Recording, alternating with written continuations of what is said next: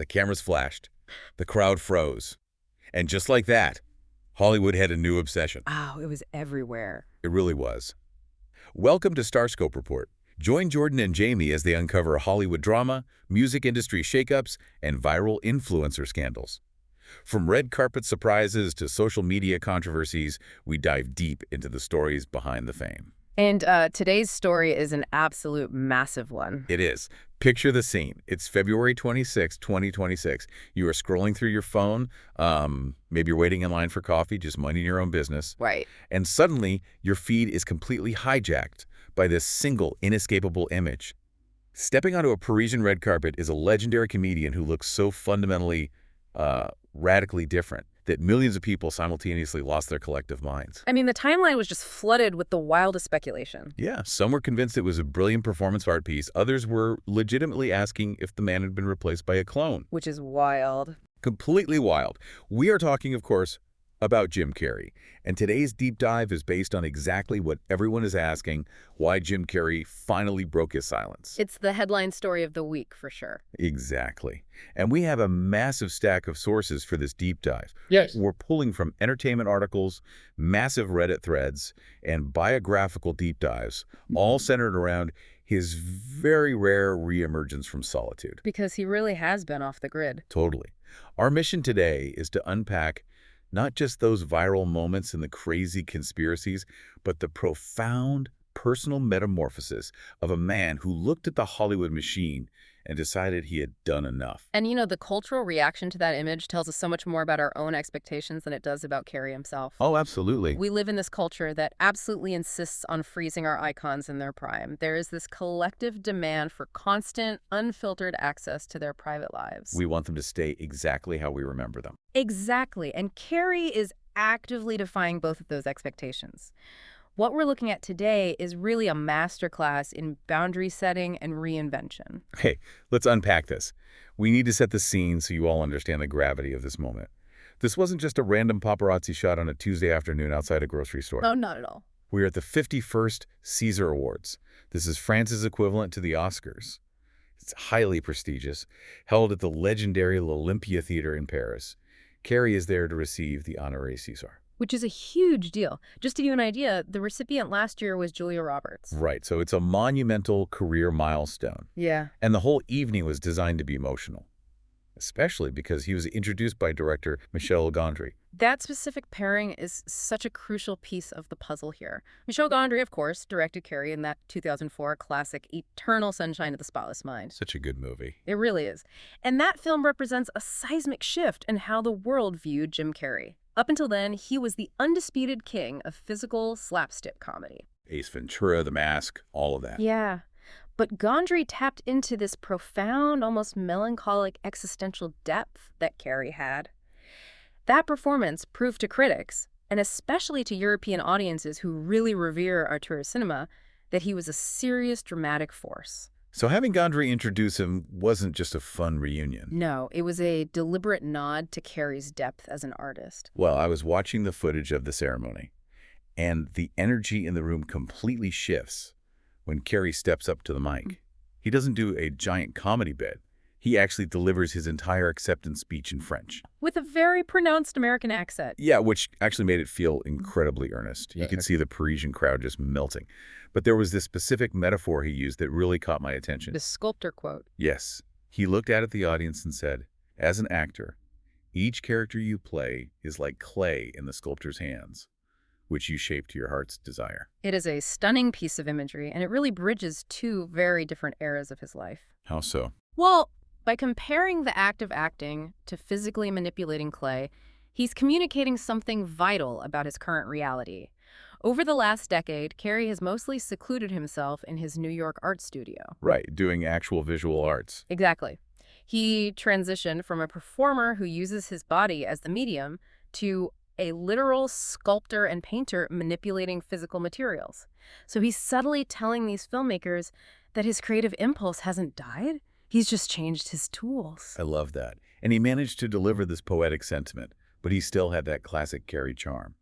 He signed off by joking, "So how was my French? Almost mediocre, right? Forgive me, my tongue is tired." The crowd went wild for that. A massive standing ovation. It was a perfect blend of philosopher and entertainer. But right before that sign-off, he shared a deeply personal revelation about his family history. That was the emotional anchor of the evening, for sure. He told the audience he had recently traced his ancestral roots back about 300 years. He found a direct ancestor named Marc-François Carré, born in the French port city of Saint-Malo before emigrating to Canada. And the linguistic wordplay there is just beautiful. It is. Carré literally translates to the word square in French. Carré noted that standing on a stage in France, receiving the César Award, which is literally a heavy square block of metal, brought his life and heritage full circle. What's fascinating here is how that grounding discovery taps into a much broader pop culture phenomenon. There's this massive surge of interest in celebrity ancestry right now. Oh, yeah. Everyone is taking those DNA tests. Right. People are desperate to find a narrative in their bloodlines, but tracing your roots is a gamble. It can provide a beautiful homecoming like Carrie experienced, or it can be a hilarious, unexpected shock. Okay, that makes me think of that recent viral moment from the show Finding Your Roots. It's the perfect contrast to Carrie's majestic French discovery. You're thinking of the Kevin Bacon episode. Yes. You have Kevin Bacon sitting down to learn about his heritage, and he finds out on national television that he is actually ninth cousins once removed with his own wife, Kyra Sedgwick. And he's 13th cousins with Brad Pitt. Which is insane. Kyra Sedgwick's reaction was priceless. She basically yelled, "I knew it," and then quickly clarified that as long as they weren't first cousins, they were totally fine to stay married. It really highlights the unpredictable nature of these deep dives into your family tree. Truly. You might get a French Film Award, or you might find out your family tree is a Wraith. Exactly. But hey, if you're loving these Hollywood twists, make sure you're subscribed. We've got even crazier stories ahead. We definitely do. Because here's where it gets really interesting. We have to pivot back to the visual that broke the internet. The sheer shock value of his appearance on that red carpet. The visual transformation was stark enough to trigger a genuine digital panic. Let's paint the picture. He stepped out in a sleek, all-black tuxedo, very minimalist elegance. But the clothing was secondary.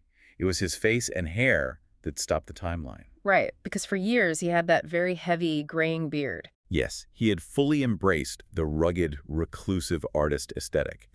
But in Paris, he was entirely clean-shaven.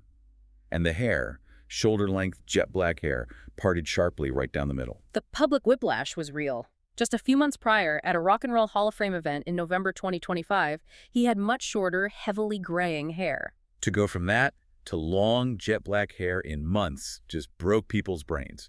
Fans were calling him unrecognizable.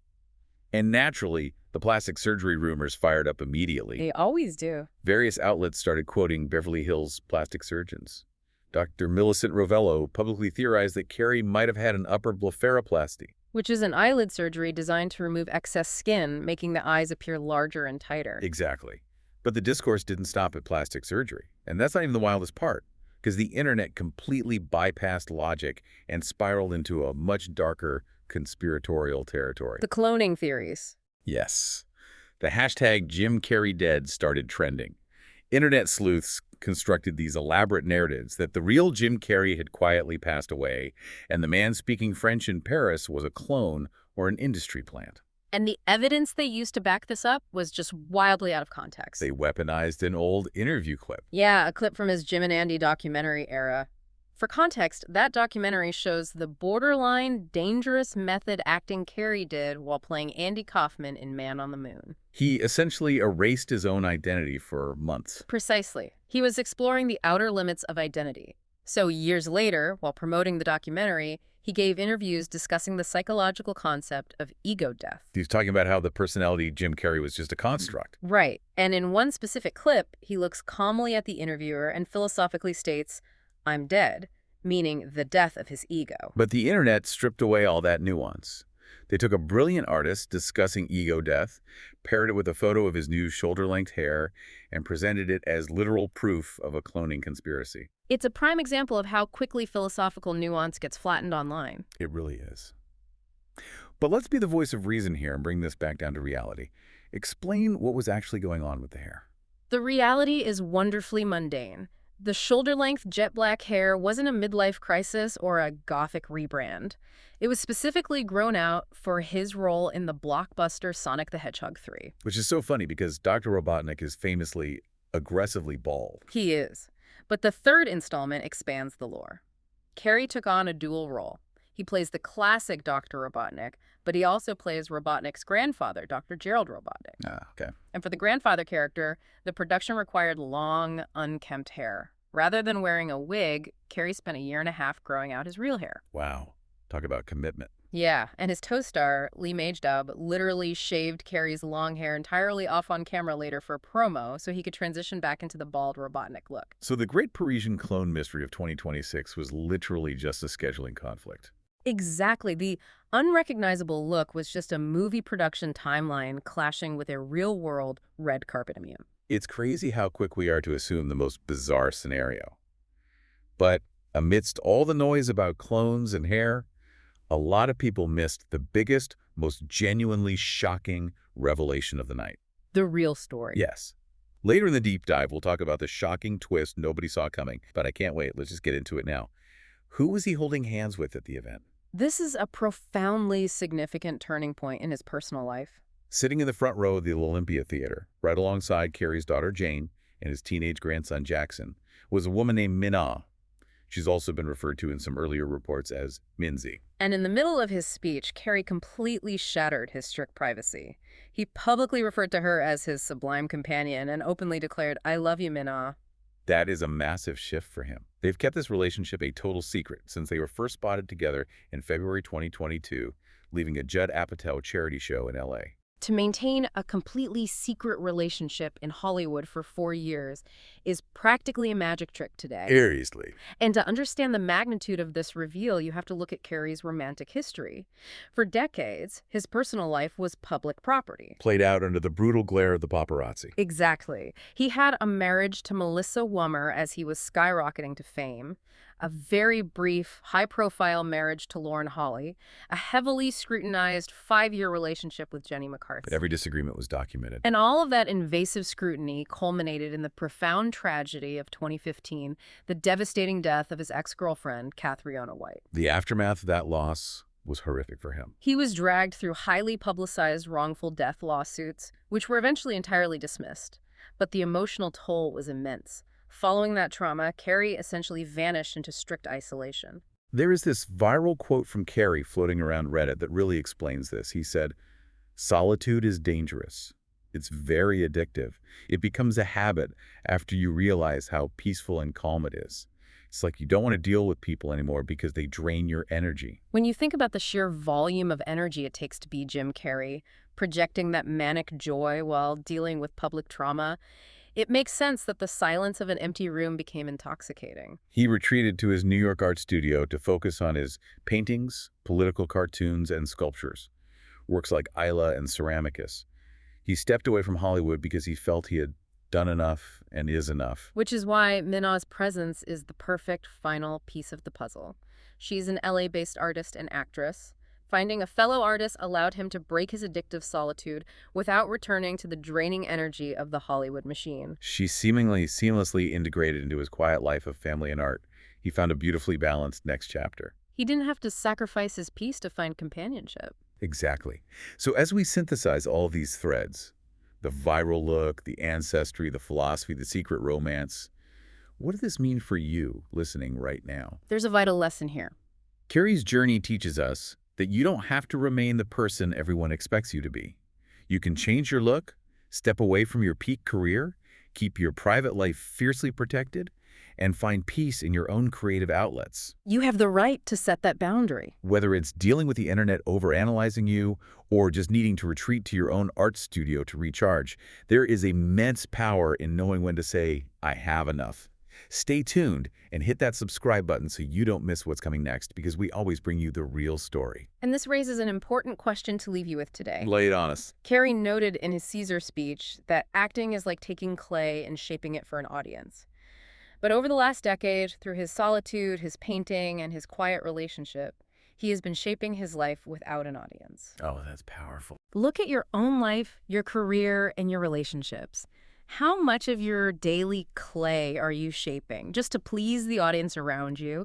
And what would your life look like if you finally started sculpting entirely for yourself? What a profound thought to end on. You've been listening to Starscope Report, where Jordan and Jamie uncover the stories shaping Hollywood, music, and pop culture. Thanks for tuning in, and don't forget to subscribe for more stories that keep the stars shining.